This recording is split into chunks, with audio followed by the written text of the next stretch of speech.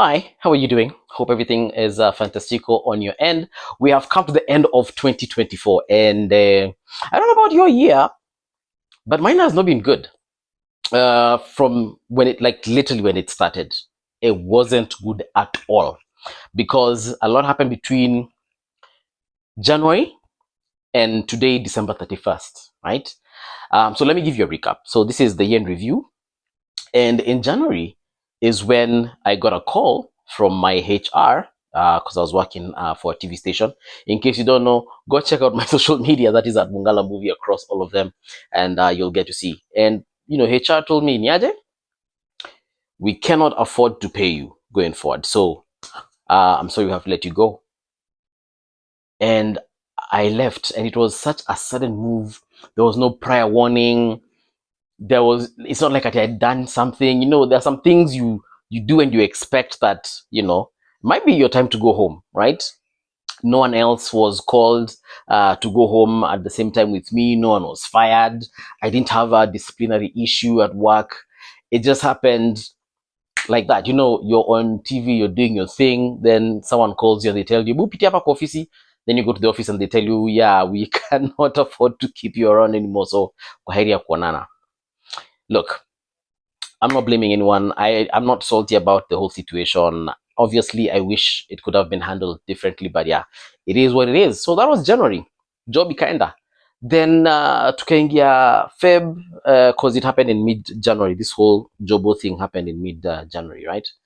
And I thought that I could handle this thing, because you think you've been in the industry for about 15 years, so you make calls. First of all, January was just absorbing because it happened on January 15th, right? So January is absorbing the shock of just trying to understand, kumendaje, nitalipa mshahara yangu ya Januari, benefits zangu zita come through and all that. And yeah, January kapita. Then in February is where now you start, thinking about things because ushalipa mshahara, not mshahara, ushalipa rent ya Jan. So you're kind of thinking, okay, so now what next? Yeah. And you're sending out applications, you're making phone calls, and you're connecting with people, and trying to ask them, "Wait, niaje huku kwenye kuaje?" That's when people tell you that, "We hata hapa malituko ni kubaya." And you're like, okay. So you call this media house and they tell you, even us, as we are speaking, actually, letters are going out next week. We are letting people go. You're like, "We," and it's some of these media houses that are really huge, really big. They're telling you, they have to let people go. So the whole month of February, you're making calls. Alafu, of course, at some point you have to feel sweet. You're waiting to be called. Then you realize, if I do not call those people, they won't call me back. You get? Yeah. Then 3 months down the line, you realize, wait, my guy, this media industry is not going to help you.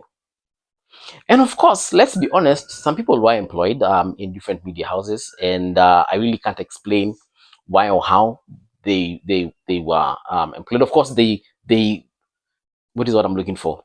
They deserved the positions that they have gotten. But you realize mtu amechora kwa the same station, ulipiga simu ukaitisha job, alafu una realize ameandikwa kwanza ile position ulikuwa umeitisha.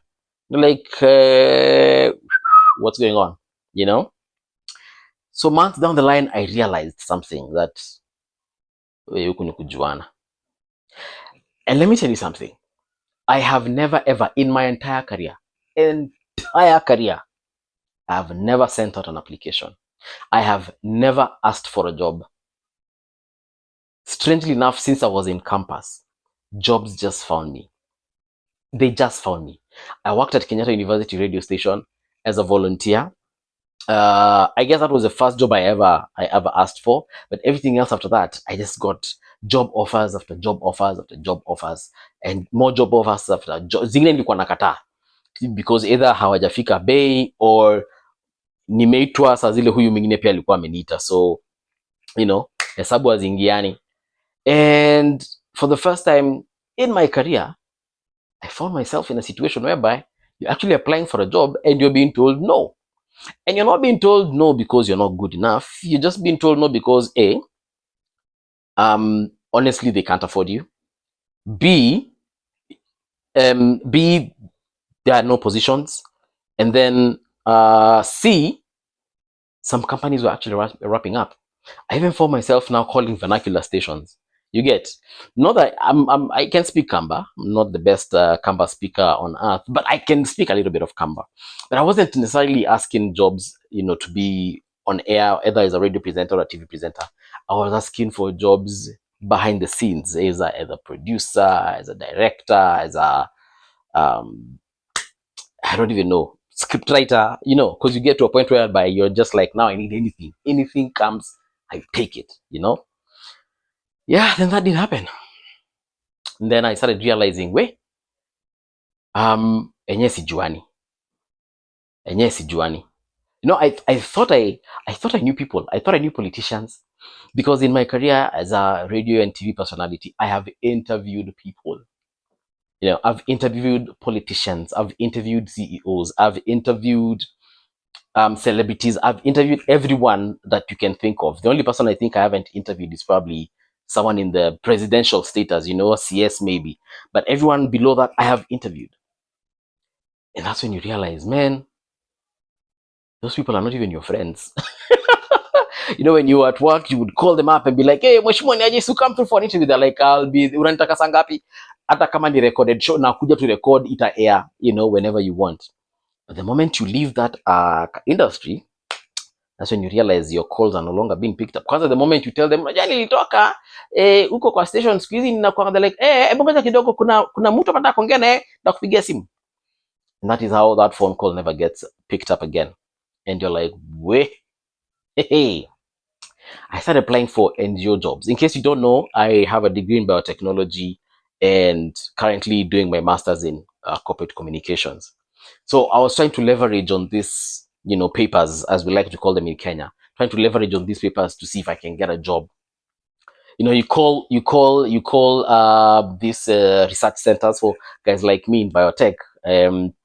You can work in places like Kefri, Ilri, Isipe, those research centers. So I called them, trying to apply for a job. Uko wanakuambia, my friend, we need someone with 13 years experience. Sasa hizo mimi nilimaliza shule tu hivi kama nimeingia tu radio. So sina experience yote about technology. And I was like, wait, okay. So what are we saying? Long story short, what are we saying? That field, definitely not gonna get a job. Even internship positions, they're like, we need an intern who cleared university at the very least, or at the very most, 2 years ago, 3 years ago. The other positions that were open are lecturer jobs and so on and so forth. And again, to be honest, I have not practiced biotech since I left school. So, sita kudanganya nitaenda ku lecture. Chances are I'm the one who needs more lecturing than even the people who are being lectured. You get?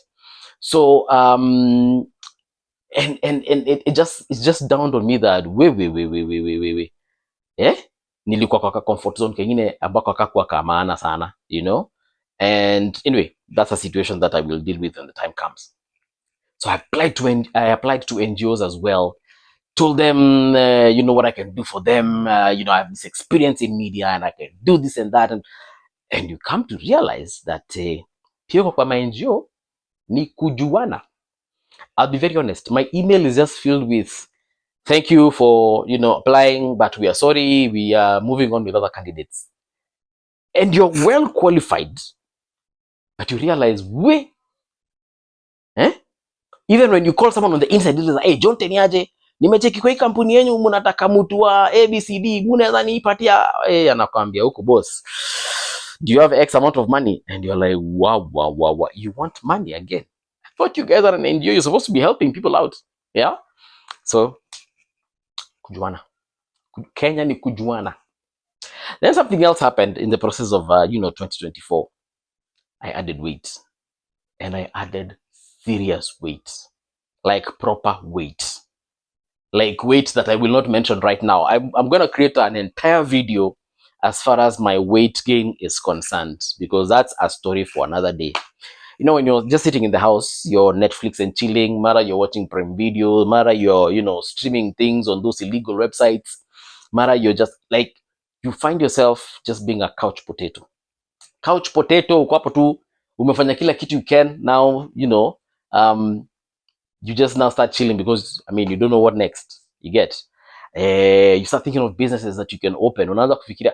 But I did a Wines and Spirits a while back though. It failed terribly because the location of that place wasn't really lucrative. You know, some businesses need traffic. Watu watembe ndio waone, you know, what you're selling, your products or your services, so they can subscribe to them. And that hiyo biashara ilinikula pesa. I think I burnt upwards of 500k if I'm being honest. So that's stock plus rent, plus, you know, just general maintenance, and then of course kuna serikali ili inakuanga na mkono mrefu. So you know, hizo magari za GK zinakuja ngapo tu zinasimama, and then lazima you cough up something small. It was just one of those things, yani my friend, ilinikula pesa properly. You get. So that one also gave up on that as far as business is concerned. Then my girlfriend also lost her job a few months after that. I think she lost hers in, was it May? Because it was just after my birthday like this. Pia yeye, same situation. Boss calls her, mwambia, you know what? As a company, we are wrapping things up. Adios, baby. See you another day. Hasta la vista. Yeah. It was a foreign-owned company, and they just couldn't continue, you know, business in Kenya because they were saying economically things are just not working. So now what do you do? What do ya do? Nyinyi watu wawili sasa mumekuwa useless. And I'm using that lightly. Of course, I don't mean that we are useless, but yeah, you know, you just realize hamuna kakiru, hamuna pesa, hamuna do, hamuna mukuchu, hamuna mula. So what do? I had to, you know, just highlight my parents and tell them things are thick, and I gotta go. I gotta come home. And that's exactly what happened, because they had told me, because in January when, you know, job ilikalas, I wenyewe tolinambia, yo, just come home. I was like, yeah, no, don't worry, mom, dad, you know, everything is gonna be okay. Kuna kakazi natafuta, kuna kakazi nangoja. You know, you keep on encouraging yourself through them. Only for you to realize, by the way, nothing is coming. So I had to call my folks and tell them I am packing my bags and I am finally, you know, taking them up on their offer, and I'm coming home. And that's exactly what I did. I moved in with my parents. That was the most difficult thing I have done in a very, very, very long time. Like I said, I have never had to look for a job. This is the first time I literally had to look at my CV, and because my CV is from like 2006, and now I had to clean it up to 2024 levels. And there's a lot of AI stuff going on nowadays. Sijui kuna vitu ukiandika kwa CV, sijui ukipeleka kwa employer wanaziekanga kwa AI na they don't even go through your CV apparently. You know, AI ndio inaangalia, if you, for example, if you're applying for a TV job, the AI just searches for the skills section of your CV just to see if you can fit. And then if the AI detects that you're fit for that position, now your CV is forwarded to the prospective employer for someone physical is going to, or rather someone is physically going to go through your CV and then say, oh, Paul Mung'ala movie might be a fit. Then now that's when you get to be called for a job interview, and then if you're lucky enough, you might get the job. Yeah, and chances are you might still need to cough up money, because do you know how many people are applying for jobs on a daily basis? You get. So where was I? I think I'm mixing myself up now. Yeah, so girlfriend pia job ya imeisha, ikabidi tumesema sasa tufanye nini, and you know, at one point you have to eat the humble pie and decide, okay, now we need to be honest with our situation and we need to act on it, and we need to act on it now, you know. And that's exactly what we did. Yeah, like I told you, for me, I called my folks and I was like, your mom and dad, I am coming home. And for them, it wasn't even a question of, hey, it was like, uko happy tukukujie, you know, let's help you move stuff. And for the first time, that first night I moved back home, hey, you know, adjusting, because where we live now is not where we used to live back in the day. When I moved out of home, that's when I was joining campus. My folks were living on Ngong Road, place in Itwangando na huko. That's the home I had known for a very long time. So even when they moved to Mombasa Road, Um, uh, I only came here to visit. I never really, like, I've never lived here, you know. But now for the first time, I had to come here and live here with them. And that adjustment, when you're used to waking up in a different environment. Because where I moved from, I had been there for 10 years. Yeah, since 2014. 10 years, that was my home. And I had to make this huge adjustment where I had to now start calling another place home. And that was a huge adjustment. I mean, that would probably be another video by itself, because with new neighbors, people who are your fans on TV now, they're looking at you like, kwani umekuja huku holiday, unarudi nyumbani lini? They see you one day, they see you 2 days, they see you 1 week, they see you 2 weeks, they see you 3 weeks. Kidogo now they start seeing you for 2 months. Watu wanaanza kushangaa, kwani Mung'ala Mbuvi amehamia Mlolongo permanently? You get? And now you have to start explaining to people that, unajua nilitoka sasa, unajua siku hizi, and there's the usual questions, so siku hizi uko wapi tukufuate tukuwatch? And you're like, siko mahali labda muniwatch tu kwa barabara zenu. And that adjustment is huge, guys. It's and it takes a mental toll on you, because you are not used to this. You get? Then there's the other situation of connection with friends.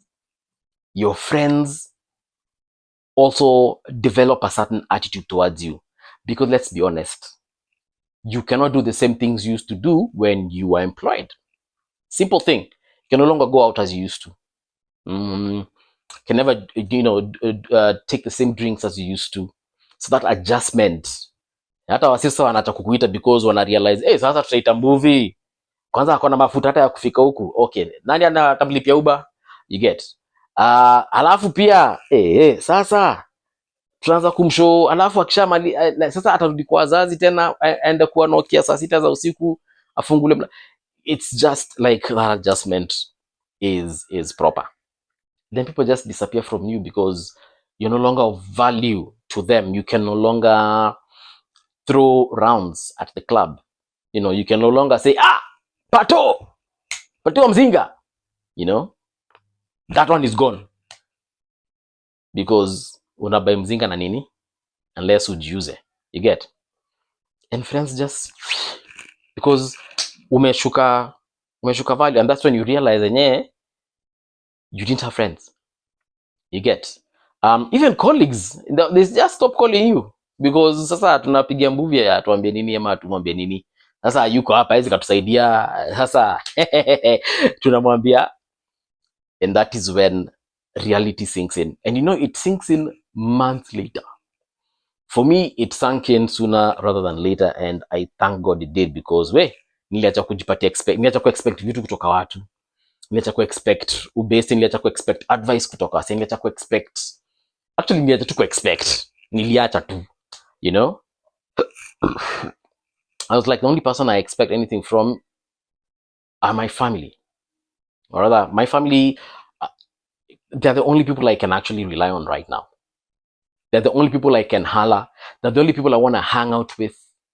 They're the only people I want to do stuff with. They're the only people I want to tell stuff. Because everyone else out there is siko baya. And if you're watching this and you're probably thinking that you're one of them, but they're siko baya, we have nothing in common anymore.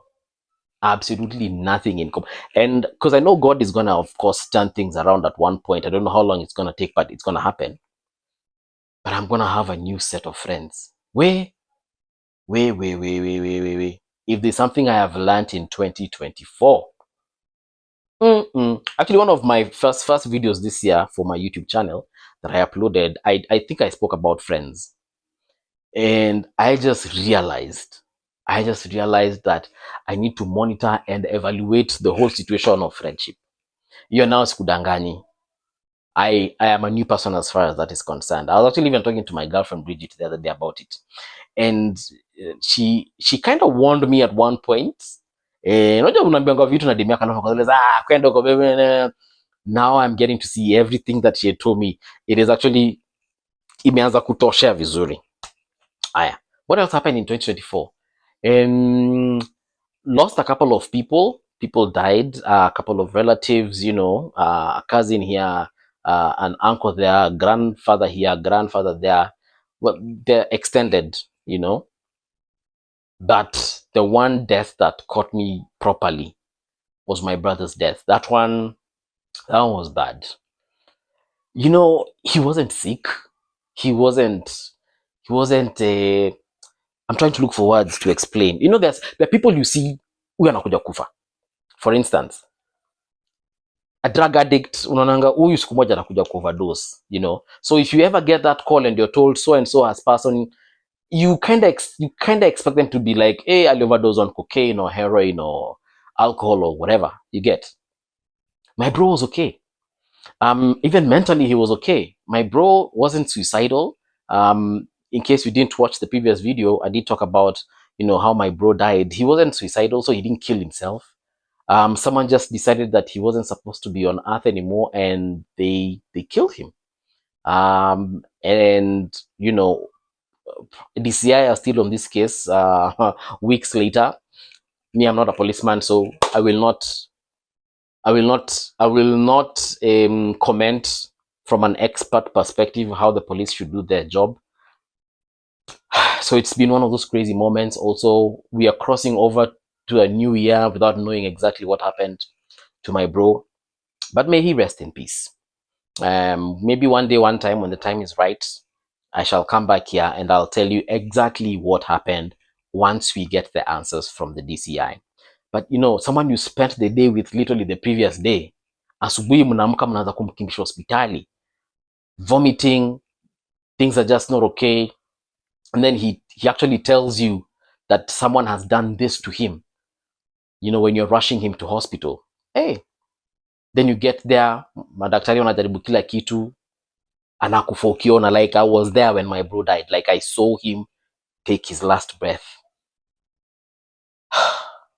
That was, guy, that will remain with me forever. Forever. That one is not going anywhere. Even if I am 100 years old, I will have that image for the rest of my life. So yeah, that happened to my bro. We buried him. It was a good send-off. We thank God that everything went according to plan. But even after that, life continues in a different perspective, in a different way. I used to wake up every morning, would hang out with him before he went to work. Johnny, he would come, would watch movies together, and that person is no longer there. You're watching these movies without him, the kinds of programs that he liked. Every time you watch them, you feel him, you remember him. And it's just one of those moments that, you kind of wish things would be different. But anyway, plan your God. Plan your God. Plan your God. Haya. What else happened in 2024? I guess this is the last thing I'm gonna mention. I got to celebrate Christmas with my two families. My one family, but it's two families if you look at it, from my dad's side and from my mom's side. And it was a good moment, experiencing both families. Believe me, the cultures are very different, and I'm sure even you, ukienda kwa kina madhe na kwa kina fadhe, vitu zinakuanga tofauti. And I thank God that I got to experience Christmas with both families. So I am expecting 2025 to be a bit better, not majorly different, but a bit better than 2024, because 2024 sucked. I don't know how it was for you, but for me, hey, if I was to have a rubber, ningerabiwi 2024 from history, because goddamn, this year was cursed. But I hope you had a better one. Let's see how 2025 is going to be. Happy New Year.